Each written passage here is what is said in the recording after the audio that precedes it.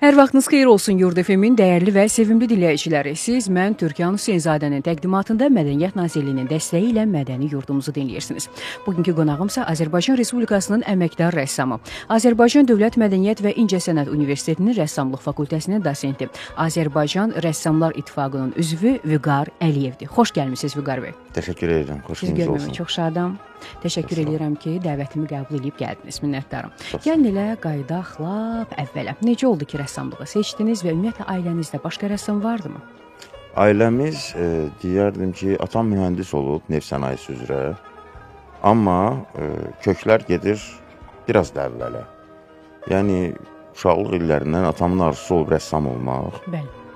Gözəl də əl işləri var idi. Həm də Mərkəzi Pionerlər evində o zamanlar məşğul olub görkəmli pedaqoq Məsmə xanım Ağayevanın tələbəsi olmuşdu. Bəli.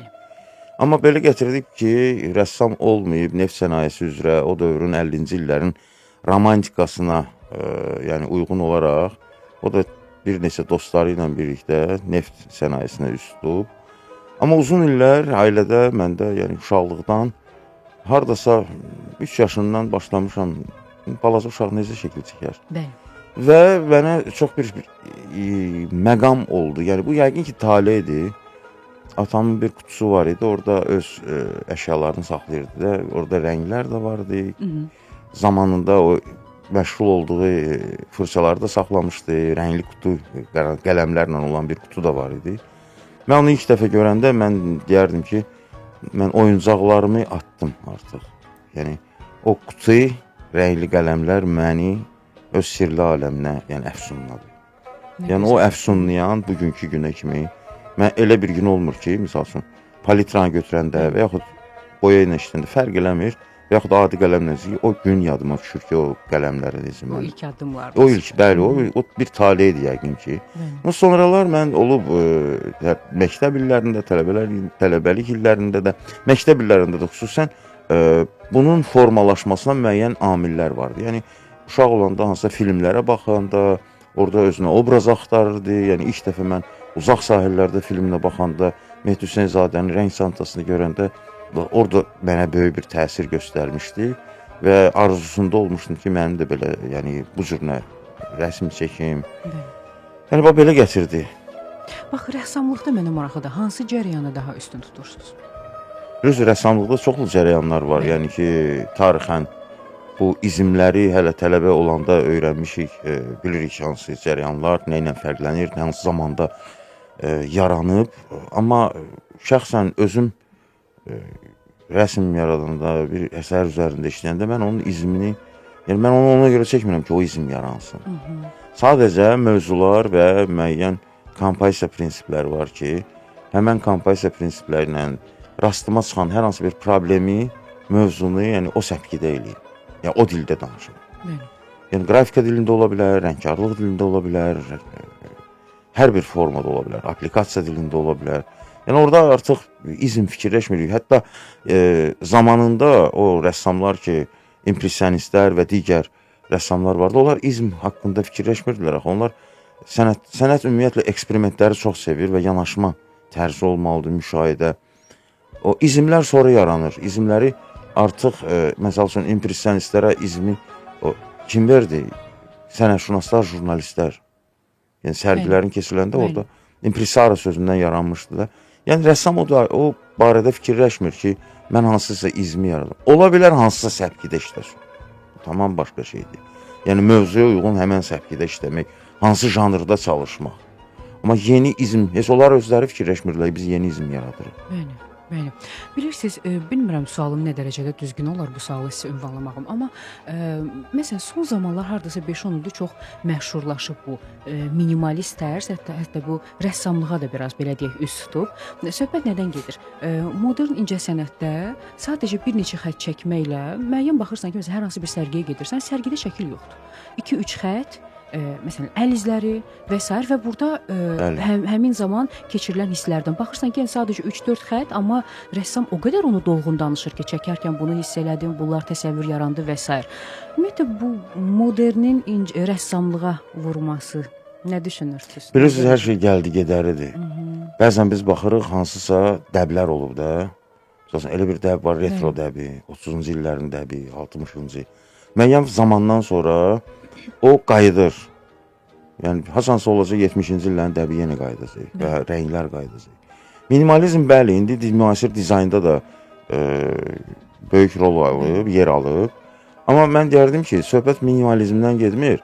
Şəxsən mənim aləmimdə rəssam bir ləkə də ola bilər, yəni barmaq izi də qoya bilər, hansı bir ipdən də istifadə edə bilər. Amma onu əsaslandırmalıdır. Əgər onu təsadüf kimi eləyirsə, o yaşarı sənət olmayacaq. Nə etmiş olursa da, o boşluqlar, o ləkələr öz əksini yəni fikirdə və konsepsiyada tapmalıdır. Fəlsəfəsi olmalıdır. Yəni təsadüfün zərurətə çevrilməsi var. Mən həmişə tələbələrimə də deyirəm ki, bizdə prinsiplər var, kompozisiya prinsipləri, misal üçün xətt və ləkə və digər prinsiplərdə 7 prinsip var, hal-hazırda keçirik. Xətt və ləkə ən maraqlı prinsiplərdən biridir.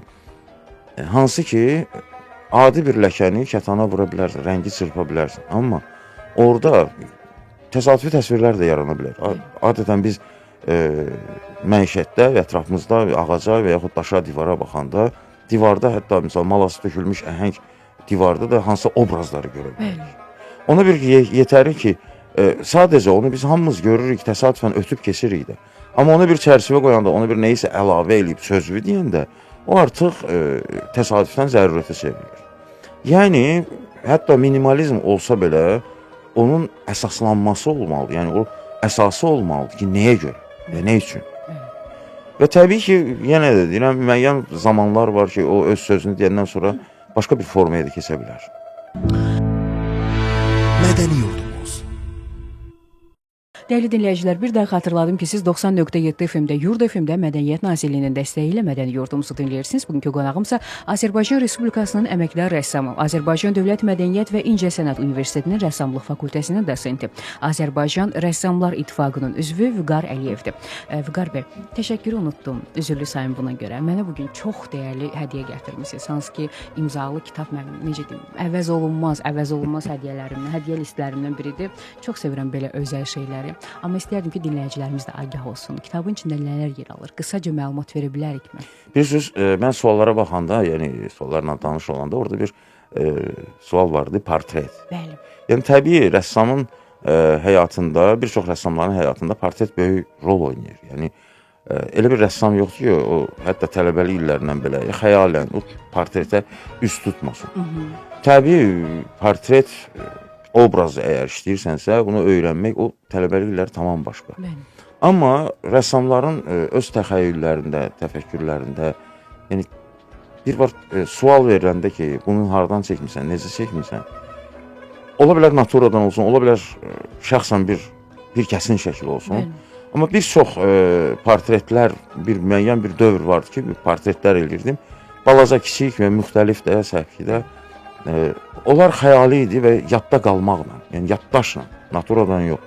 Hardasa görüb ötəri yaddaşında saxlayıb, sonradan onu bir rəsmə çevirmək. Yəni bu üsul məndə tələbəlik illərindən özünü tapmışdı. Yəni bu məşqlər, yəni ki, cızma qaralar, eskizlər, biz çalışırdıq ki, mən oxuduğum dövrdə də hansısa bir naturanı qurub, sonradan söküb onu yaddaşla çəkmək. Yəni bu artıq nabroska eləyəndə də, cizgilərlə işləyəndə də bu bir üsuldur. Yəni ki, bu mənim üçün, yəni hər adamda o yaddaşın cilalanması biraz çətin olur. Yəni yadda qalmaq söhbəti var. Bir dəfə, iki dəfə avtobusda yaxud ötəri görəndə ya 100 dənə adamın içərisində bir də görsən, elə bir sima görürsən ki, insanı cəlb eləyir, insanı yəni ki, müşahidə eləyən adam üçün o daha çoxdur. Sən onun hekayəsini gözlərinin içindən ya üz cizgisindən ya ifadəsindən hiss edirsən. Belə şeylər çox olub məndə, yəni ki, həyatım boyu, gənclik illərində də, yəni hardasa gördüyüm o deyə də bilməsən ki, dur otur mən sənin şəkilini çəkim. Yəni belə işlər olub və ancaq bir şey var ki, olurdu, amma həyatımda elə bir hadisə baş vermişdi ki, bir rəssam kimi, sonradan bəzi işlər olur da qalır, sərgiləyirsən və yaxud kiməsə hədiyyə eləyirsən, kimisə xoşuna gəlir, özünə oxşamadan belə, yəni onu əldə eləyir.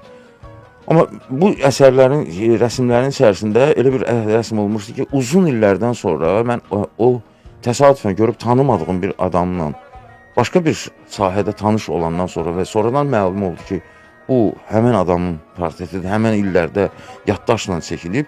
Bu mənim üçün bilirsiniz necə oldu? Belə bir əfsanəyə çevrildi. Əfsanə yox, yəni ki hər bir rəsmin hekayəsi var. Bəli, xatirəsi var. Bir var təsadüfi olunan işlər. Olur da rəssam minlərlə şəkil çəkə bilər, 30 dənə şəkil çəkə bilər. Onların hamısından biri ola bilər ki, çox maraqlı bir hekayəsi olsun və yaxud əfsanəyə çevrilsin. Əgər o varsa, nə gözəl ki, rəssam yaşayır və onun elə bir ki, ulduzudur, onun deyilməz ulduzudur. Yəni, o heç nə ilə əvəz olunmur. Orada var dövlət yoxdur, orada neysə maddiyyat və yaxud neysə ummaq yoxdur. Sadəcə bu artıq hekayəyə çevrilir. Yəni, belə bir şey olmuşdu və dostluq elədiyim insanlar arasında bu hadisə baş vermişdi. Uzun illərdən sonra, yəni, uzun illər dostluq elədiyim bizim Milli Xalça Muzeyinin direktoru Əminə xanım Məlikova həmən hadisəni, yəni o həmən hadisələrin şahidi olmuşdu və ətrafında o hadisələr baş vermişdi, yəni o dostlar arasında da. Yəni ki, onu qələmə aldı və mənə hədiyyə elədi. Çox gözəl bir hədiyyə. Nəyə görə? Çünki o portret doğrudan da çox kiçik bir portretdir. Yəni portretin böyük kiçiyi olmur, amma onun hadisəsi böyük oldu. Yəni onun hekayəsi böyük oldu. Balaca bir kitab da olsa, onu yaşatdı, onu bir yəni ki, o hadisəni elə bil ki, tarixə çevirdi. Mən ona minnətdarlığımı bildirirəm. Doğrudan da gözəl duyumu var və dostlara qarşı da çox hissiyatlı insandır. Mən ona buradan salamımı bildirirəm və onun fəaliyyətində müvəffəqiyyətlər arzulayıram. Yəni ki, belə bir hadisəni qələmə almaq mənim üçün yəni xoş oldu və ona görə də mən həmən kitabı dostlar arasında paylaşır, yəni hədiyyə olunur. Yəni bu məqsədlə yazdı ki, qoy yaşasın. Uzun illərdən sonra zəng elədi ki, yadındadır bu hadisə. Deyirəm, hə, bilirəm. Yəni ki, o işin içində olmuşdu. Yəni o hadisələrin iştirakçısı olmuşdu. Və dedi ki, mənim belə fikrim var. Nə yaxşı, nə gözəl, çox sağ ol. Ya işin öz fotosu da, yəni ki, o həmən portretin kitabın üz qabığında həmən portretdən gedir. Yəni ki, o realdır. Yəni hekayədə adlar dəyişdirilib, amma hadisələr dəyişdirilməyib və portret də dəyişdirilməyib. Yəni o daha çox oxumaq həvəsim gəlir mən. Balaca bir hekayədir, yəni ki, təsirlənəcəksiniz, çox maraqlıdır. Dəyərli Əminə xanıma buradan salamlarımızı, hörmətimizi göndəririk. 2 dəfə bizim mədəni yurdumuzun qonağı olub. Həqiqətən də çox şadam ki, sizinlə də, onunla da elə bütün qonaqlarımla da bax belə həmsöhbət oluram. Mənə maraqlıdır, naturadan daha çox çəkməyi sevirsiniz, yoxsa şəxsi təsəvvür bəs eləyir? Bilirsiniz, natura təkan verir.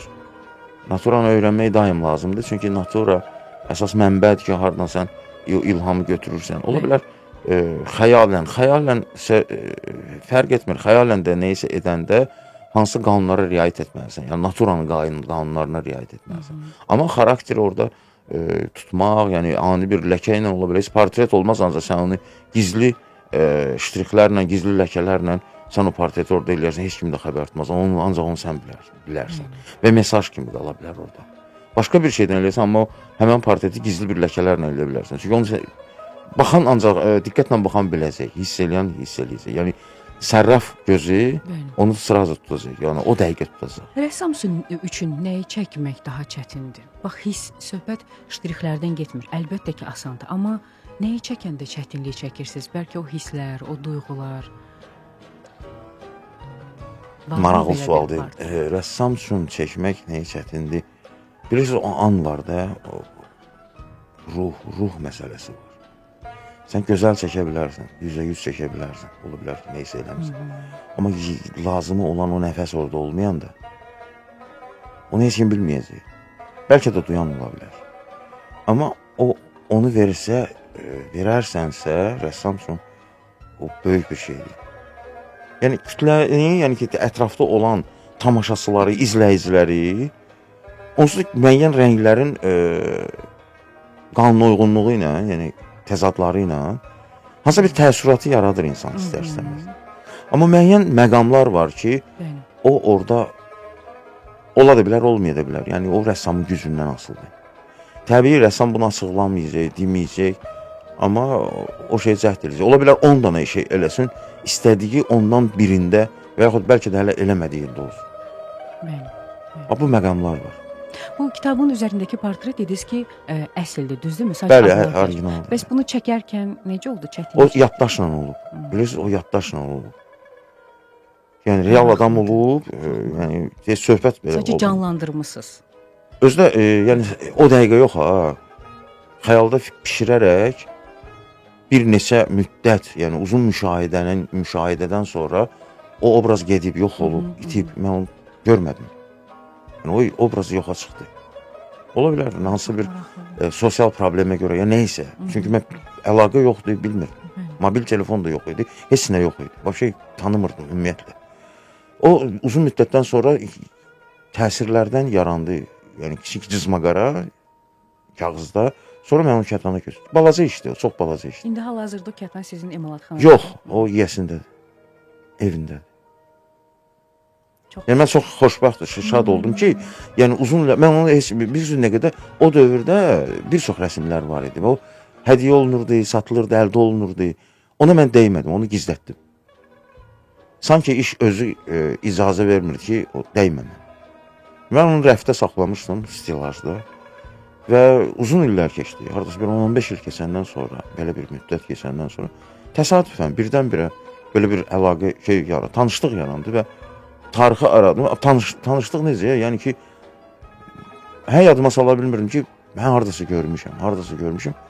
Sonda belə bir məqam qığıldı. Amma xatırlayırsınız, maraqlısı budur. Hardasa görmüsünüz. Bəli, o siluet yadınızda. Amma inanmırdım ki, o olur. Çünki hadisələr çox keçmişdi və uzun 15 il keçmişdi və o qədər problemlər olur ki, insan baxmadı, yəni yaddan da çıxır. Amma müəyyən şeylər var ki, yaddan çıxmır. Və o anda nə gözəl sevindim ki, yəni ki, mən artıq o portreti mən evdə saxlamayacağım da deyəsən. Məncə mən sizin bu xatirələrinizi dinləmək üçün bir gün emalatxanaya gəlim. Biz bir danışaq, bir söhbət eləyək. Orada xatirələr çoxdur, orada bir çox rəsmlərin, yəni belə bir neçə rəsmlərin, hətta mifik, xəyali, heç həyatda olmayan belə işlərin çox maraqlı, məndən asılı olmayaraq hekayələri yaranır, yəni hadisələri yaranırdı. Bu da maraqlıdır, nədir, mirajdır, neydi, bilmirdim. Bu bir müddət olur, yəni hər hansı bir an olur. Ola bilər, bir çox rəssamların həyatında belə məqamlar olur. Bu da rəssamın xüsusi bir qidasıdır. O olmasa, keşməkeşli yollardan biridir deyə düşünürəm. Mədəni yurdumuz. Vüqar bəy, tez-tez şanapipik şəkilləri çəkirsiniz. Yəni şəkillərinizdə şanapipik quşu yer alır. Nə ilə bağlıdır? Bilirsiniz, şanapipik, Abşeronun gözəli mən adlandırıram da onu. Şanapipik mənim uşaqlığı xatirələrimdir. Çünki mən hələ balaca olanda bağda, nənəmgildə, o bağ yerində yay vaxtı, həyətdə dolu olurdu o quşlar. Mən çox xoşuma gəlirdi. Qaçırdım, balacan tuta bilmirdim. Onlar heç kimi yaxınlıq eləmirlər. Və o xatirəlimdə qalıb, yəni uzun illərdən sonra o yurtda olmadı, amma xatirələrdə mən daim mənim uşaqlığım bu zonada keçib. Dəniz qırağı, nənəgili, nə bilim, bu küçələr, o məhəllələr, onların etüdləri həm realda eləmişəm, həm də sonradan xatirələrlə eləmişəm və yaxud hansısa foto etüdün əsasında eləmişəm. Amma tələbəlik illərimdə mən o küçələrdə saatlarla, günlərlə etüdə gedirdim. Həm cızmaqaralar, həm də o Abşeron küçələri, ümumiyyətlə tək bu zona kəndi yox, Bakının bir çox kəndlərində Bilgah, Nərdaran, Məşdağa və digər Qala kəndi, o etüdlərim çox olub. Yəni o etüdlərə indi baxmayaraq ki, zaman illər keçib, müəyyən yəni səpkidə işlər edirəm, hansısa bir mövzularda olan sərgilərə işlər edirəm. Ancaq bununla yanaşı məndə bir period olur ki, bir an olur ki, hardasa mən bir ay, 2 ay, 3 ay olur da, yəni ki, istəkdən asıldı, yenə qayıdıram o mövzulara. O mənim üçün elə bil ki, qida mənbəyidir. Orada realizm var, orada heç bir, ola bilər, orada da stilizə olunmuş formalarla da elə bilərsən. Yəni o daim ilhamlandırır hardasa, o torpaq, o küçələr, o rənglər, yəni Abşeron nədir? Abşeronun gözəlliyi nədədir? Abşeronun gözəlliyi onun yaşıl bağlar Gəncə, Qarabağ, Lənkəran zonasında. Ancaq Abşeronun sərt, əcaib təbiəti var. Ona təyyarədən də üstdən baxanda Abşeronun rəngi çox əcaibdir, ancaq maraqlıdır. Rəssam üçün, indi baxır hansı qəlblə olan insan üçün, o daha doğmadır. Orada neft qoxusu var, orada neft ləkələrinin rəngi var, yaşıllığı da, hətta Abşeronda olan yaşıllıq da başqa zonada olan yaşıllıq kimi deyil. Tamam başqadır, fərqlidir. Və ona gözəllik verən şanapik mən çoxdan, tələbəlik illərindən mən onu hətta stilizə olunmuş formaları, abstrakt formaları, real formaları, mən daim nə bilim, müşahidə edirəm. Bəli. Bir nardır, olur ki, simvolik yəni ki, əsərlərdə olur. Bir də Şanapi ən çox sevdiyim misal üçün quşdur. Bax, madam ki, şəkillərin xatirəsindən danışdıq, qadınları təsəvvür eləməkdə orijinal bir yanaşmanız var. Bax, sizin ailəmizdə məsələn, gözəl bir qadın bir kamança üzrə də onu təsəvvür eləyə bilərsiniz. Nədən irəli gəlir bu yaradıcılıq, maraqlı? Mən ilk dəfə bunu burada qeyd edəcəyəm. Yəni bizim maraqlı bir söhbətimiz baş verdi. Kamança qız mən hardasa bir 2000-ci illərdən sonra oldu. Bəli. 2004-2005-də o kiçik, sonra üçlük triptix işlər yarandı Kamança Bəli. qız. Onun bir neçə variantı var. Bəli. Çünki onu əldə etmək istəyənlər çox idi. Dalbadal o işlə maraqlananlar vardı. Kamança işin yaranmasına çox maraqlı bir hekayəsi var onun. Deməli, hardasa reklam şirkətində işləyəndə mənə bir sifariş verdilər. Deməli, Habil Əliyevin kamança ustamız, Bəli. mərhum Habil Əliyevin, Bəli. onda sağ idi. Günay Alex deyilən bir müğənni var idi. Mən onun bir-iki mahnısını qulaq asmışam, tanımırdım da. Disk gətirdilər və dedilər buna üz qabığı eləmək lazımdır. Bəli. Habil Əliyevin deməli improvizasiyası ilə, muğamla onu miks eləmişdilər. Çox maraqlı da, gözəl kompozisiya alınmışdı. O Eurovision-a yəqin ki, mən belə eşitmişdim ki, ona hazırlaşır dövrdür. Mən musiqini əldə elədim, onu neçə saatlarla qulaq asdım. Çox eskizlər elədim, xoşuma gəlmədi. Yəni kompüterdə də reklam şirkətində işləyəndə o sifariş almışdım. Çox variantlar elədim. Evet. Özüm özlüyümdə qəbul eləmədim və o rəsmi çəkdim. Kiçik bir eskiz elədim. Və sonradan onu mən üz qabığının layihəsinə saldım, elədim. Amma nədənsə işdən xəbərətər çıxmadı. Yəni musiqidən də, işdən də xəbər çıxmadı. O iş donduruldu elə bil ki. Bundan məyuslanmadım. Mən o rəsmi, yəni o elədiyim eskizi mən kətana köçürtdüm və onu artıq öz sözümü orada dedim. Bəli. Amma onun işin yaranmasına mən indi bilmirəm, yəni dinləyicilərim eşidirlər, qonaqlar eşidirlər. Yəni bu Günay Alex deyilən bir müğənni. Hə. Məni tanımıram, mən də onu tanımıram. Amma sifariş olunmuşdu. Əgər bu verilişdə eşidirsə, yəni ki, yəni o da onunla bağlı olan bir şeydir. Tanımadığım bir insan. Bəli. Yəni ki, onun üz fotosunu mən onun müğənninin necə olmalı, belə kiçik bir fotosunu göstərmişlər. O deyil. Yəni mən Günay Alexi çəkməmişəm. Bəli. Sadəcə onun səsinin və Habil Əliyevin kamançasının səsinə o iş yarandı. Və uzun illər o iş həm sərgiləndi, həm sərgilərdə oldu.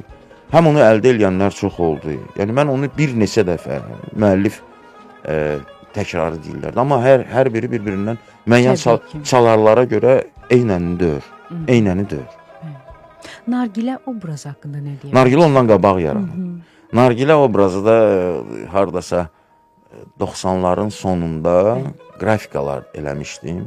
O qrafikalarda mən ümumiyyətlə hər bir rəssam, Abşeronda yaşayan rəssam, ümumiyyətlə Azərbaycan rəssamları nar çəkməyi xoşlayırlar. Ümumiyyətlə nar mənim üçün tamam başqa bir işlədikcə sonradan onun fəlsəfi iç dünyası, yəni ola bilər bu, mən yanıla bilərəm, amma ola bilər ki, bu doğrudan da orada bəşəri kodlar var. Bəli, amma çox doğru buyurursunuz. Mütləq Azərbaycan rəssamlarının mütləq ki işlərində nar var. Genetik kod ola bilər, yəni ki, simvol qanda var da, yəni ki, Bəli.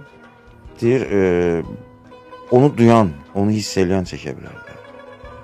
Bəli, nar dünyanın müxtəlif ölkələrində var, Yunanistanda var, Türkiyədə var, İsraildə var, yəni müxtəlif ölkələrdə var. Bəli. Amma nara daha çox Azərbaycanda o atəş, Bəli. yəni təsadüfi deyil ki, zarafat deyil ki, atəşgah Azərbaycan, Bakıda, Azərbaycan, Suraxandadır. Və bura gələnlər olub, gedənlər olub, yəni hamısı atəşpərəst olmur ki, yəni tarixə gedəndə. Nar sözünün tərcüməsi nədir? Atəş. Başının tacın, atəş, alov dilimləri. Yəni bu hələ belə deyil. Təbiətin yaratdığı müəyyən ola bilər ki, kodlar qoyub. Rəssamlar biraz həssas olurlar. Onlar o həmən kodları şuuraltı da olsa öz əsərlərində canlandırırlar. Amma mahiyyətinə varanda mahiyyətinə varanda artıq görürsən ki, nələrdən sən özün mesaj ötürücüsüsən. Mən misal üçün şanaplikləri çəkəndə bir psixologiya ilə məşğul olan dostum, yəni psixologiya sahəsi üzrə mənə sual verdi ki, sən heç bilirsən nə çəkirsən? Mənim xoşuma gəlir, çəkirəm də. Şanaplik o periyodunda. Analiz elədi çəkdiyinizi. Dedi ki, sən burada elə mesajlar qoymusan ki, mən sənə bunu açıqlasam, sən daha bir də çəkməyəcəksən. Mənə bunu söz demək olar. Yəni, mən ondan əl çəkmədim. Dedi, təkid elədi, amma dedi ki, bax, yəni, ola bilər ki, o şeyləri mən sənə danışandan sonra sən onu çəkməyəcəksən. Çünki sən bunu şuuraltı edirsən, gözəl də seriyalar yaranır. Peşman oldu deməyinə də. Mən ondan əl çəkmədim, danışdım, mənə o Süleyman quşu, Salamon quşu deyirlər də, Süleyman Peyğəmbərlə bağlı olan bir rəvayət danışdı. Mifik bir rəvayətdir. Başında darağa dönməyi, qızın gəlinin utanmaqdan, yəni o hadisə var da, orada rəvayət var. Başındakı şana dönür, olur, quşa çevrilir. Yəni onu danışandan sonra da oradan oturdum, xeyli fikirləşdim, sonradan işləri qoydum, bir baxdım. İstər-istəməz o görə danışmayayım onu. Amma sonradan yaxşı ki, fikirləşirəm ki, müəyyən şeylər var ki, bir var təsadüf eləyirsən, bir də var ki, artıq rəssamın, baxmayaraq ki, intuitiv biləcəyi, savadı, o həm də təkcə intuitiv olmamalıdır. O savadlı olmalıdır ki, müəyyən şeyləri istifadə edə bilsin. Bəli. Təsəvvür silahı veriblər sizə, siz kör təbii bilmirsən, hara şey eləyəsən, oradan nə təsadüfdən, nəsə özünü qoruyacaqsan. Amma onu biləndə, sən onsuz da özünü tamam başqa cür qoruya bilərsən. Yəni, intuitiv tamam başqadır. Bilərəkdən olub, savadlı şəkildə, sən orada səhv də buraxa bilərsən, intuitiv olanda. Başqa bir mesaj ötürə bilərsən. Amma onu savadlı olanda, bəli, ondan sonra mən başladım araşdırmağa və digər rəsmlərimə də elə yanaşmağa başladım. Ki, rəssam, fərq eləmir, rejissor olsun, rəssam olsun, ümumiyyətlə sənətlə, musiqiçi olsun, əgər neysə eləyirsə, bəli, ürəkdən o gələ bilər, o intuitiv ola bilər, amma sonra onu yetişdirməlisən ki, bu nəyə çevrilməlidir? Vərdişə yox. Və başqa sahədə sən artıq nələrisə əldə eləmək üçün o üsullar və həmən bilgilərə üst tutmalısan. Çünki rəssamdır, musiqisi daim mütləq savadlı olmalıdır. Düzdür, 100% o savad, bütün dünya savadlarını əldə eləmək qeyri-mümkündür. Amma çalışmaq lazımdır ki, sənəti haradasa məsxərəyə çevirməyəsən. Yəni, ciddi əsaslı, hətta primitiv bir şey çəkirsənsə, onun əsası olmalıdır, onun savadı yanaşması olmalıdır, elmi olmalıdır. Mədəni yurdumuz. Vüqar bəy, sənət əsərləriniz arasında düz bucaq anlayışından imtina edirsiniz. Görəsən, bunun da hər hansı bir psixoloji faktoru varmı? Niyə düz bucaqlı işlər var? Yəni var. Amma fırçalarla oynamağı sanki daha çox sevirsiniz, bilmirəm. Şəxsi bəlkə analizm səhv. Yox, düzdür. Müəyyən ola bilər ki, yəni hansısa səpkilərdə, o caz seriyasında musiqi ilə bağlı bir periyod oldu, yəni bir silsilə işlər oldu. Orada düz bucaq yoxdur. Orada hətta heç cizgi də yoxdur. Yəni kətanı qoyub, eskizsiz, xəyalən, heç bilmirdim nə olacaq axırı. Musiqi sədaları altında o işlər yarandı. O caz seriyasında 2016-da Bakıda Rayin Sultanovun rəhbərliyi ilə gözəl bir caz festivalı keçirildi. O festivala mənə dəvət elədi. İlk dəfə idi o proyektdə eləyirdi. Yəni, festival öz yerində, o illərlə olurdu, hər il keçirilirdi. Amma həmən 16-cı ildə keçirilən festivalda nəzərdə tutdu ki, festivalın çərçivəsində gözəl bir həmən mövzuda sərgilənsin. O da mənə müraciət elədi. Təbii, o dövrə qədər düzdür, mən müəyyən yaradıcılığında o bilgilər vardı. Amma ona səbəb lazım idi ki, o açılsın, o işlər yaransın. Bu mənə böyük təkan verdi. Hətta Rayin Sultanov özü də gözləmirdi ki, nar, şanaplik görən, o işləri görən adam və birdən-birə monumental portretlər və monumental kompozisiyalar gördü. Orada belə bir konsept vardı ki, dünya cazının korifeyləri və xəyali kompozisiyalar klassik, Azərbaycan klassik caz ifaçıları və müasir belə bölünmüşdü. Bəli. Hardasa 23 iş var idi. Orada klassik Amerika cazının korifeyləri hansı ki dünyada yoxdur, xəyalı obrazlar və Azərbaycana gələndə Azərbaycanın klassik cazmenlərindən Pərviz Rüstəmbəyov, yəni ilk cazmenlərdən, sonra Vaqif Mustafazadə və hal-hazırda fəaliyyət göstərən Şahin növrəsi İsvar Sarabski. Bəli. Onların portreti, hətta Rayin Sultanovun da belə kompozisiya eləmişdim mən portretini. Və o portretlər belə yarananda orada kətanda qurmaq, sonra eskiz eləmək, orada bir nəfəsə yerdə boyaları çırpmaqla, sonra o təsadüfləri kompozisiyaya çevirmək, o böyük bir enerji tələb eləyirdi. Və o səpki, həmən o davam 2019-a davam elədi. 2019-da muzey mərkəzində onun davamı olaraq böyük bir musiqi, caz rəngləri adlı fərdi sərgi keçirilir. Mədəni yurdumuz. Dəyərli dinləyicilər, bir daha xatırladım ki, siz 90.7 FM-də, Yurd FM-də mən Türkan Hüseynzadənin təqdimatında Mədəniyyət Nazirliyinin dəstəyi ilə Mədəni Yurdumuzu dinləyirsiniz. Bugünkü qonağımsa Azərbaycan Respublikasının əməkdar rəssamı, Azərbaycan Dövlət Mədəniyyət və İncəsənət Universitetinin Rəssamlıq Fakültəsinin dosenti, Azərbaycan Rəssamlar İttifaqının üzvü Vüqar Əliyevdir. Vüqar bəy, tablonu hansı tərəfdən assaq, yenə də düz dayanacaq deyə bir anlayış var. Düzdürmü bu? Və bunu necə eləyirsiniz? Bilirsiniz, bu çox maraqlı sualdır da. Amma klassik, realistik sənətdə bu yoxdur. Tablo bir nöqtədən asılmalıdır. Yəni, portret çəkilibsə və yaxud natürmort və yaxud ağac, təsvir, fərq eləmir. Onun bir baxış bucağı var. Yəni, realizm bunu tələb eləyir. Amma mən məşğul olduğum sahə dekorativ tətbiqi sənət və bu imkanlar var ki, baxış bucaqları 3-4 ola bilər. Məsələn, müasir dizayn anlayışında da bu var. Dizayn daha çox qabarır və onun kökü hara gedir çıxır? Miniatürün prinsiplərinə. Kandinskidə, Maleviçdə və digərlərdə bu şərq mədəniyyətini öyrənmişdilər. Sanki zəncirvari bir-biri ilə bağlıdır. Kökü oradan gəlir. Kökü oradan gəlir. O supermotivistlər, Kandinski, Maleviç, o Bauhaus məktubu, hamısının kökü gedir çıxır o miniatür prinsiplərinə. Onlar bunu çox gözəl bilirdilər. Elmi əsasları da var idi və zamanında oturub, onlar rəssam idilər, bunu elmə çevirdilər. İndi hal-hazırda yəni, bir çox sənətlə məşğul olanlar, gənclər, onları analitik kimi tanıyırlar. Ancaq əslində analitik deyil, onlar rəssam idilər. Kliyenin nə qədər minlərlə işləri vardı. Həmən Kliye də həmən prinsiplərlə işləyirdi. Düzdür, Avropa sənətindən, Avropa baxış bucağından çıxmaq çox çətindir. Niyə görə? Bizim gözümüz elə cilalanıb ki, biz baxanda perspektiv anlaşımla görürük də. Perspektivlə birinci plan, ikinci plan, üçüncü planı görürük. Amma miniatürdə plan yoxdur. Orada bir neçə baxış bucaqları ola bilər, mərtəbəlilik ola bilər, əks perspektiv qanun var. Həmən prinsipdə yaranan işlərə görə siz deyirsiniz ki, bəli, mən elə kompozisiyalar var, hal-hazırda da mən o priyomları, o prinsipi davam eləyirəm.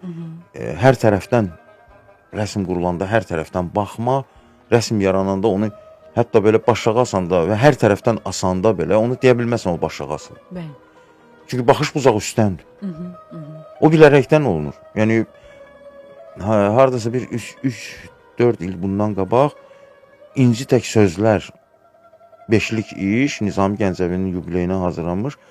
Onun kəlamlarına, xəmsəyə yox, kəlamlarına elədiyim kompozisiyalar vardı. Orada bütün həmən prinsiplərlə... Nə maraqlı, kəlamlar əsasında. Kəlamlar əsasında. Mən o yubileyə mən fikirləşdim ki, yox, xəmsə, çünki onu nə qədər eləyiblər, xəmsə ilə bağlı. Mən adicə kəlamları götürüb onlara mən kompozisiyalar elədim. Və onunla da bərabər bir məndə öz istədiyimə əsasən, deməli, Ömər Xəyyamın rübailərinə 43-cü illərdə Qara Qarayevin romansları var. Yəni ki, o kompozisiyaları var.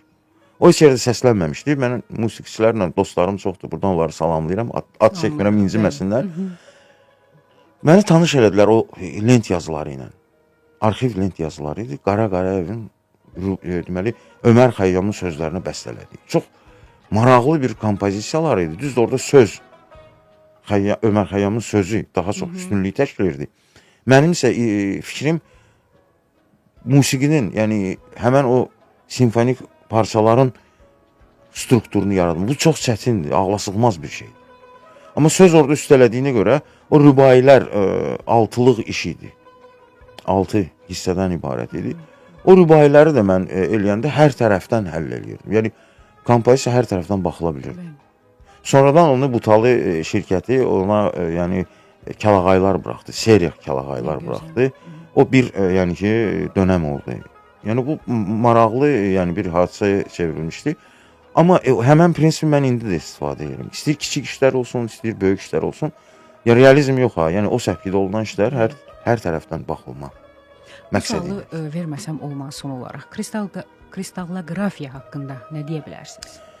Bilirsiniz, bu böyük söhbətdir. Kristallografiya, mən tələbəlik illərində nə çox xoşbəxtəm ki, Əzim Əzimzadə adına oxuduğum rəssamlıq məktəbində o vaxtki dövrdə mən o dövrü Renesans dövrü adlandırıram. Çünki o dövrdə baxmayaraq ki, çətin illər idi, amma öz tələbəlik illərim elə bir zəngin insanlar əhatəsinə düşmüşdü ki, və gənc bizim yaşıdlarımız o dövrdə indi yaşad olublar, kimlərsə başqa ölkələrdə universitet dekanı və yaxud bölüm başkanıdırlar, mən onları da salamlayıram. Bunlar mənim uşaqlıq dostlarım və tələbəlik dostlarım olub və biz bir qrup olaraq təhsildən kənar məşhur alim Xudu Məmmədovun, kristalloqraf, mineroloq Xudu Məmmədovun sadəcə təşkil elədiyi bir gənclər qrupu var idi, Kainat Gənclər qrupu.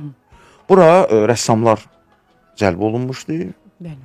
Bizim bir çox müəllimlərimiz vardı, yəni təhsildən əlavə müəllimlərimiz vardı. Hətta biz onlarla səfərə də gedirdik, tarixi abidələri ziyarət edirdik. Sovetin hələ o dönəmində, hələ dağılmamış Sovet ölkəsi, yəni o ideologiya da dağılmamışdı. Amma biz araşdırırıq. İnternet yox idi və bir çox vasitələr yox idi, amma kitablar vardı və bilgilər var idi. Və o dövrdə də Xudu Məmmədov, baxmayaraq ki, o kristalloqraf, mineroloq idi, o gözəl alim idi, gözəl musiqini duyumu bilirdi, xalçalarımızın gözəl bilirdi. Yəni özü də rəssamlıq eləyirdi. Bayatların, bir çox bayatların müəllifidir, heç kim onu bilmir. Yəni o bayatlar xalq bayatları kimi gedir. Çox təmkinli insan idi və təvəzzükar insan idi. O bizə kristallarda olan quruluşların, qısaca deyəcəm, kristallarda olan quruluşların təsvirdə özünü tapması və müasir incəsənətdə, o memarlıqda bunu eləmişdi. Və hətta tədrisə belə salmışdılar ki, modul sistemi və onların memarlıqda istifadə olunması. Çünki həmən modullar, həmən kristallar realda olaraq canlı deməli orqanizmlərdə olan quruluşdur ki, o onu kəşf eləmişdi ki, hardan olurdu, həmişə də deyirdim. 100 illər, 1000 illər əvvəl məktəb görməyən, universitet keçməyən, çeşni bilməyən, milimetrovka bilməyən insanlar eskizsiz xalça toxuyublar, xana qurublar. Eynən arılar kimi, yəni ki, arıların pətəyi toxuma, həmən o pətəyin altı güşəli tor quruluşu qan kristallında var. Və o kristallar genetik olaraq deyir, qan yaddaşımızla ona ötürülür. Muğamada, xalçaya da, nə gözəl əlaqələr, minyatürə də, o bunu kəşf edib və bütün dünyaya bunu sübut eləmişdi. Misal üçün, Avropada Escher, Vazarelli və digər rəssamlar ona kör təbii gəlib çatmışdılarsa da, Xudu müəllim bunun əsasını, elmi kəşfini qoydu ortaya. Və o qrup elmlə yox, biz sənətlə məşğul. Kristalloqrafik adi tordan başlayıb, onun bir proqramı var idi, özü təşkil eləmişdi. Orada qorxulu bir şey yox idi. Düzdür, Sovet dönəmində biz məktəbdə oxuyurduq, yəni tədris alırdıq dövlət tədrisindən, yəni Əzim Əzimzadə adlı məktəb. Vəlvələyə düşdülər ki, vaxtsa bunlar anti-təbliğat aparırlar. Orada heç bir təbliğat, bəli, bir müddət bizi çox sorğu-suala tutmuşlar. Gənc idik, 15 yaşımız vardı, amma nə xoşbaxt idik ki, biz o illəri, 2, 3, 4 ili biz onun qayələndik onun bilgiləri ilə, yəni onun sənətə dəyəri tamam başqa idi. Tez-tez gəlirdi, işlərə baxırdı, məsləhətlərini verirdi və müəyyən eksperimentlərdə təkan verirdi. Bəli. Və o məktəb, yəni ofisial deyildi. Orada ürəklər var idi. Yəni ki, könüllü olaraq rəssamlar birləşib həftədə 2 dəfə biz məşğul olurduq, ayda 1 dəfə gəlirdi. O da qısa bir müddət oldu. Sonra dünyasını dəyişdi. Amma irsi indi də bir çox ölkələrdə yaşayır. Yəni onun tələbələri, o həmən qrupdan olan uşaqlar, İlham Ənvəroğlunu mən salamlayıram, Orxan Cəbrayıloğlunu salamlayıram. Bəli. Konyada onlar bu yəni sənəti yaşadırlar və Azərbaycanda olub o sənətlə məşğul olub və onu yaradan insanlara mən salamımı, alqışımı bildirirəm. Yəni ki, o illərin Möhtəşəm yanaşmadır. o illərin, yəni ki, yetişdirmələri və o illər öz izini qoydu. Vüqar bəy, bu gün mənə hədiyyə elədiniz bu kitabda, xatirələriniz əsasında olan bir kitabda imzanız var. Bir daha təşəkkür edirəm bunun üçün. Amma Sağ olun. dinləyicilər bunu hardan əldə edəcəklər, onu sizdən soruşmadım. Bilirsiniz, bu hədiyyə üçün nəzərdə tutulub. O Xalça muzeyində, yəni satışda yoxdur. O Xalça muzeyində, kitabxanadan və digər ora müraciət edə bilərlər. Yəni bu məqsədlə o satış mənbəyi güdmürdü. Bəli. Və buradan da mən o dəstək göstərən Əli və Nino kitab mağazasının rəhbəri Nigar Köçərliyə də salamımı bildirirəm, təşəkkürümü bildirirəm. Yəni ki, onların dəstəyi ilə, onların köməkliyi ilə, dostluğu nəticəsində bu kitab ərsəyə gəldi. Bəli. Kiçik bir hekayədir, kiçik bir yəni mən deyərdim ki, kitabın böyük kiçik olmur. Əlbəttə, kitab Onun çox dəyəri, dəyərli hədiyyədir. onun dəyəri onun içərisində olur. Bəli. Bir daha təşəkkür edirəm gəldiyiniz üçün, Çox vaxt sağ olun, ayırdığınız təşəkkür üçün. edirəm. Həqiqətən çox zövq aldım. Yeni yanaşmalarla məni necə deyim, tanış elədiniz. Həqiqətən də insanın bilmədiyi, öz ixtisası deyilsə, bilmədiyi çox dərinliklər var. Möhtəşəm bir sənətiniz var. Sizə uğurlar arzulayıram. Dəyərli dinləyicilər, bir daha xatırladım ki, siz 90.7 FM-də, Yurd FM-də Mədəniyyət Nazirliyinin dəstəyi ilə Mədəni Yurdumuzu dinlədiniz. Bugünkü qonağımsa Azərbaycan Respublikasının əməkdar rəssamı, Azərbaycan Dövlət Mədəniyyət və İncəsənət Universitetinin Rəssamlıq Fakültəsinin dosenti, Azərbaycan Rəssamlar İttifaqının üzvü Vüqar Əliyev idi. Hər həftənin cümə axşamı saat 17-də 90.7 FM-də, Yurd FM-də Mədəni Yurdumuzu dinləməyi unutmayın. Hələlik.